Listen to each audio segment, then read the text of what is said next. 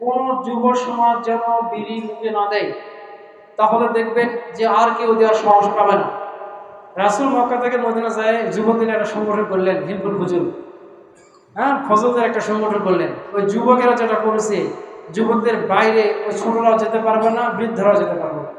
সুতরাং যুব সমাজের প্রতি আমরা আজকে জুমাতুল বিদায় একটা আহ্বান থাকলো যে নাই এবং ধর্মীয় কাজের জন্য যেরকম সময় দিচ্ছেন এবং সময়টা লাগাচ্ছেন, আল্লাহ পাক বাকি জীবনটা ইসলামের জন্য যেন কবুল করে বলে আমি, এবং ভালো কাজে উদ্যোগ নেবেন, তাহলে সমাজটা ভালো করা সম্ভব যুবকদের দ্বারা। তবে অজান্তে যদি ভুলবশত কেউ এরকম একটা মাদকাসক্তির মধ্যে থাকে, মাদকের মধ্যে থাকে, অবশ্যই আপনারা গুরুতরভাবে সেটা লক্ষ্য করবেন এবং টেক কেয়ার করে সেটা অবশ্যই তাকে সংশোধন করে দেবেন, ভালো করবেন ইনশাআল্লাহ। মানুষ যদি নেশাগ্রস্ত হয়ে যায়, তার পরিবারে কোনো ইবাদত বন্দেগী করার সুযোগ মানুষ পাবে না। বেটার অত্যাচারে বাপ অতিষ্ঠ, নামাজ পড়বে, রব্বানা জালামনা, বেটার অত্যাচারে বেঁচি না, মানে ওই কি করবে না করবে অস্থির হয়ে যাবে তো। কারণ ওই টেনশন যে ওই বেটার চিন্তা করতে করতে ঠিক দোয়া কালাম কথা আসে। মানুষ টেনশনে পড়লে কিছু করতে পারে? আয় উন্নতি কিছু সব দিক দিয়ে কিছু করতে পারে? সব দিক দিয়ে মানুষ কিন্তু আপসেট হয়ে যায়। আচ্ছা, নেশাগ্রস্ত অবস্থায় কি মানুষ নামাজ কালাম করতে পারে? করতে পারে? সূরা কেরাত পড়তে তো উল্টাপাল্টা হয়ে যাবে। এবং কি বলবে, কাক কি বলবে, বাবা কি করবে, মা কি বলবে, কোনো হুঁশই থাকে না। এই জন্য তো নেশা হারাম। লা তাকরাবুস সালাতা ওয়া আনতুম সুকারা। নেশাগ্রস্ত অবস্থায় নামাজের ধারে কাছে যাওয়া হবে না। কারণ যে নামাজ এত সহজ বিষয় নয়, এটা ডাইরেক্ট আল্লাহর সাথে কথা। তুমি মাতলামো করে উল্টাপাল্টা কথা বলবে, এটা কখনো হতে পারে না। সুতরাং আমাদের আফসোস, আমাদের মুসলমানদের মধ্যে এমন কৃষ্টি কালচার আছে যে যাদের উপরে পকেট আছে, বিড়ি সিগারেট পকেট করে নিয়ে যায়, সেজদা দিলে আবার পরে বিড়ির প্যাকেট আবার পরে আবার ঠেলে থই। আশ্চর্য কথা, আশ্চর্য কথা। মানুষ সাহস করে কি করে? এটা অসম্ভব। মসজিদে কোনো দুর্গন্ধ জিনিস নিয়ে প্রবেশ করা যাবে না, এমনকি কেরাসিন দিয়ে বাতিও জ্বলা যাবে না। ওই যে গন্ধ আছে, এমনকি কাঁচা পেঁয়াজ রসুনও খাওয়া যাবে না, খাইয়ে আসা যাবে না, মুখের গন্ধ হবে তাই। আর এখন তো মসজিদের মধ্যে পেঁয়াজ রসুন কাটে মুড়ি মাকে ঠিক মনে খাওয়া হচ্ছে, মানে এগুলো নিষিদ্ধ, এটা করা যায় না। তো যা হোক, আজকের এই জুমাকে, আজকের এই শেষ জুমাকে আমরা অত্যন্ত শ্রদ্ধার সাথে, সম্মানের সাথে বিদায় জানাবো ইনশাল্লাহ। যদি ভক্তিভাব থাকে, আমি যে আত্মীয়কে ভালোবাসি, ওই আত্মীয় আসার সময় আমি তাকে একটু স্বাগতম জানিয়ে আগে যাই। আমার ছোট আসছে, আমার ভাই আসছে, আমার বাবা আসতেছে, যাকে বেশি ভালোবাসতেছি স্বাগত জানিয়ে নিয়ে আসেন। আবার যাওয়ার সময় তাকে একটু কি আগে দিয়ে দোয়া করে অনেক কিছু আন্তরিকতার সাথে, এমনকি কান্নাকাটি পর্যন্ত করে বিদায় দেওয়া হয়, তাই না? তো রোজা আসার সময় আমরা বড় খুশি হয়েছিলাম, আমরা রোজাদার খুব খুশি হয়েছিলাম। আল্লাহ পাক আজকে আমাদের কাছ থেকে এটা নিয়ে যাচ্ছেন, তাহলে অবশ্যই আমাদের সমবেদনা, আমাদের আবেগ ঘন দিয়ে অবশ্যই অত্যন্ত মিনতি সহকারে বলতে হবে, আল্লাহ রহমত বরকত আজ থেকে আমাদের কাছ থেকে নিয়ে নিলেন, আল্লাহ আমাদেরকে মাহরুম করেন না। রোজার মধ্যে আমাদের গুনাহগুলা আল্লাহ হয়তো বা মাফ হয়েছে কি জানি না, আল্লাহ আশা করি আজকে শেষ সময় আছে, আল্লাহ আজকেও রোজার মধ্যে আছে, আল্লাহ আমাদের গুনাহ দয়া করে মাফ করুন। এই মসজিদে এই জুমাতে সবাইকে আবেগের সাথে বলতে হবে, আল্লাহ আমার গুনাহ মাফ করুন। আল্লাহ আমি অনেক গুনাহ করেছি, যে গুনার কথা বললে আমি লজ্জায় হাতই পাতা পারি না। এই গুনার কথা মনে হলে আমার সব মনেও নাই, বলতে হবে আল্লাহ আমার মনে থাক আর ভুলে গেছি, সব মিলে আমি স্বীকার করছি আমার অনেক অপরাধ। এই অপরাধের কথা যদি বলি, আল্লাহ আমি মাফ করবো, আল্লাহ তোমার দয়ার দিকে তাকে আমি একটু হাত তুলেছি, দয়া করে আমাকে মাফ করেন ইনশাআল্লাহ। আল্লাহ আমি ইস্তেগফার করছি, আগামী দিনে আমি ভালো হয়ে চলবো, ঈমান ও আমলের সাথে আমাকে চলার তৌফিক দান করুন। এইভাবে আমি শুধরে যাব, একটা শ্রেষ্ঠ দোয়া হবে। আমি মনে করি যে আজকে দোয়া করে যাবেন ইনশাআল্লাহ।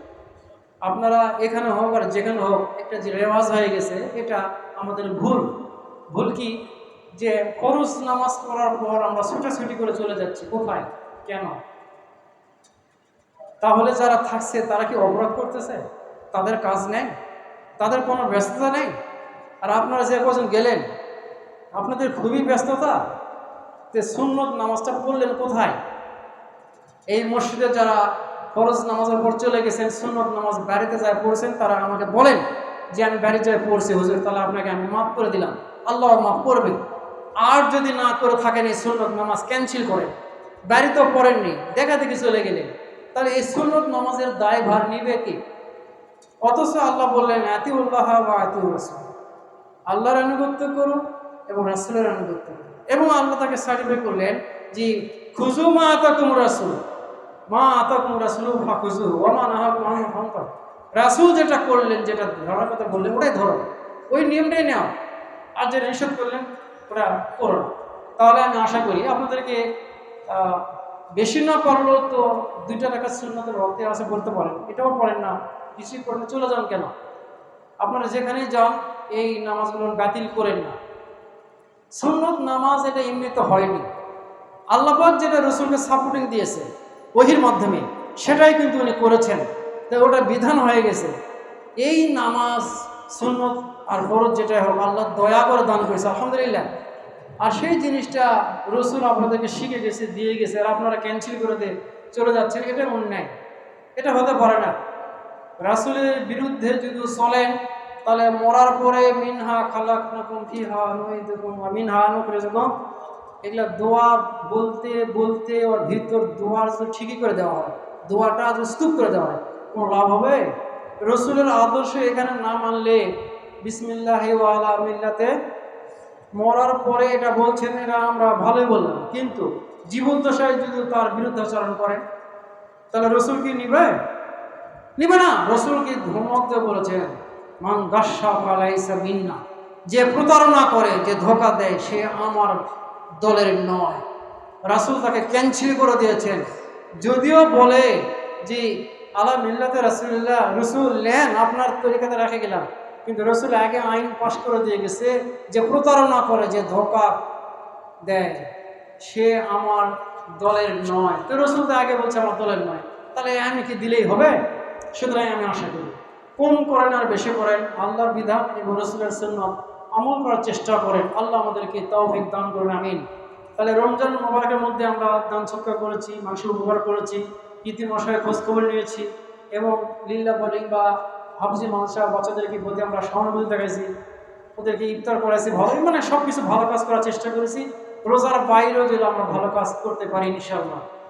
আর আমি মনে করি শুধু ঈদের দিন মনে হয় শতকরা 80 ভাগ কবর জিয়ারত করে মানুষ, এটা আমার জানা আছে, শুধু ঈদের দিন। ঈদের দিনের পর ওই বছরের মধ্যে আর নেয়, আবার যদি বকরা ঈদের সময় হলো হলো, আর না হলে কুরবানি নিয়ে ব্যস্ত গেল। তাহলে বছরে একদিন কবর জিয়ারত করার নিয়ম আমরা করে নিছি নাকি? আর যাওয়ার সময় আমাদের হয় না। আমরা মনে করি যে হুজুর নিয়ে একটা দলবল একবারে মানুষের থেকে আনে 8-10 জন হুজুর যায় দোয়া করবো, আপনার কি ভয় লাগে? আপনি একাই যায় দোয়া করতে পারেন না, জিয়ারতটা করতে পারেন না, বাপের কবরে একদিনও পারেন না। রমজানুল মুবারকের মধ্যে আমরা একদিনও যাওয়া পারলাম না, এগুলো আমাদের দুর্ভাগ্য। তাহলে আমি যদি আমার বাবার কবরে, ভাইয়ের কবরের দিকে আমি যাওয়ার সুযোগ না পাই, আমি মারা গেলে আমার ভাই আত্মীয় স্বজন যাওয়ার সুযোগ পাবে না। তারা তো দেখেই গেছে, আপনাদের দেখেই দিয়েছেন। আমি আশা করি আপনি যদি কাউকে সালাম দেন, আসসালামু আলাইকুম বলেন, তাহলে ওই ব্যক্তি অবশ্যই বলবে ও আলাইকুম আসসালাম ওয়া রাহমাতুল্লাহ, বলবে না? আর আপনি সালাম না দিলে কি সালামের জবাব পাবেন? তাহলে আপনি জিয়ারত করেন, আপনারও জিয়ারত মানুষ করবে ইনশাল্লাহ। আপনি মানুষের জন্য দোয়া করেন, আপনার জন্য মানুষ দোয়া করবে। আপনি মানুষের উপকার করেন, আল্লাহ অন্যের দ্বারা আপনার উপকার করাবে ইনশাল্লাহ। বলি, আপনি যদি কারো ক্ষতি করেন, আপনার ক্ষতিও হয়ে আসেই। আপনি যদি কারো বিপদে হাসেন, তাহলে আপনার বিপদ অবশ্যম্ভাবী এবং মানুষ একদিন হাসবে।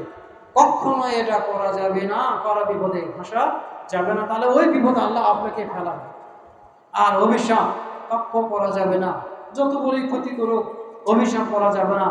আল্লাহ পাক আমাদেরকে তৌফিক দান করুন। আজকে শেষ জুমার দিনে আমরা বলি আল্লাহ, রোজার মধ্যে মুত্তাকি হওয়ার কথা আপনার বাণী অনুযায়ী আল্লাহ আমরা হইতে পারিনি। আল্লাহ আজকে এখনো সুযোগ আছে, আল্লাহ আমাদেরকে পরেজগার মুত্তাকি বানান। আল্লাহ মুত্তাকি মুসলমান হয়ে কবরে নিয়ে না, আল্লাহ আমাদের মুসলমান সারা কবরে নিয়ে না, আল্লাহ নিষেধ করেছেন ওয়ালা তামুতুন্না ইল্লা ওয়া আনতুম মুসলমান না হয়ে কবরে যে তাহলে বুঝে গেল খুব কঠিন অবস্থা হবে। আল্লাহ পাক আমাদের কবরের জীবনের জন্য সুখ শান্তি এবং ভালো করে বলে আমিন। এবং আমাদের পূর্বপুরুষ যারা কবরে আগে চলে গেছে আল্লাহ তাদেরকে মাফ করুন বলে আমিন। আপনারা এই জামাতকে বলিষ্ঠভাবে কেয়ার করবেন। কোনো যুবক এবং আপনার বাড়িতে কোনো ছেলে মেয়ে বেনামাজি না থাকে, বেনামাজি থাকবে না ইনশাল্লাহ। প্রত্যেক বাড়িতে নামাজের লোক থাকবে, ওই নামাজের লোকই আজান দিবে, ওই নামাজের লোকই একামত দিবে, ওই নামাজের লোকই কবর খুলবে, ওই নামাজের লোকই লাশ নামাবে, ওই নামাজের লোকই জানাজা করবে, ওই নামাজের লোকই দোয়া করবে ইনশাল্লাহ। কোনো বেনামাজি কোনো কাজে এটা শেয়ার করবো, সব লোক নামাজে হবে আমি আশা করি ইনশাল্লাহ। আজকে শেয়ার জন্য আশা করি আল্লাহ আমাদের এই জামাতকে প্রত্যেকটা বাড়িতে নামাজের লোক তৈরি করে দেবে বলে আমিন। আর রোজার মাস 1 মাস আমাদের মা বোনেরা যা অতিরিক্ত শ্রম করেছে আল্লাহ তাদেরকে বিনা হিসাবে আল্লাহ জান্নাত দেওয়ার ব্যবস্থা করবেন আমিন। মেয়ে ছেলেদেরকে সবাই লক্ষ্য রাখবেন, পর্দার দিকে খেয়াল রাখবেন, ছেলেদেরকেও নিশার দিকে খেয়াল রাখবেন, তারা যেন মাদকের মধ্যে ঢুকে না যায়। এই মোটামুটি একটা উপদেশমূলক আজকে শেয়ারের জন্য আমরা আশা করি আল্লাহ আমাদের গুনাহ মাফ করেন। আগামী দিনে আমরা ভালো হয়ে চলতে চাই, আল্লাহ তৌফিক দান করেন আমিন। ওয়া মা আখিরু দাওয়ানা আলহামদুলিল্লাহি রাব্বিল আলামিন। আসসালামু আলাইকুম ওয়া রাহমাতুল্লাহি।